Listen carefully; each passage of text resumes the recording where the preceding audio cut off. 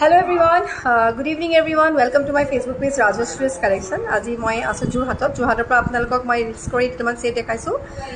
এবোৰ set আপোনালোকে তো বহুতে লৈছে 1800 টকাৰ আগতে, বাট এতিয়া যেটো সিলভাৰ আৰু ৰূপৰ সোণৰ দাম বাঢ়িলে, সো এটো কাৰণে এবোৰ আপোনালোকে ল'ব পাৰিব 2200 পিংক ষ্টোনৰ আৰু হোৱাইট ষ্টোনৰ প্ৰাইসটো 2200 কে আহিব এনেকুৱা।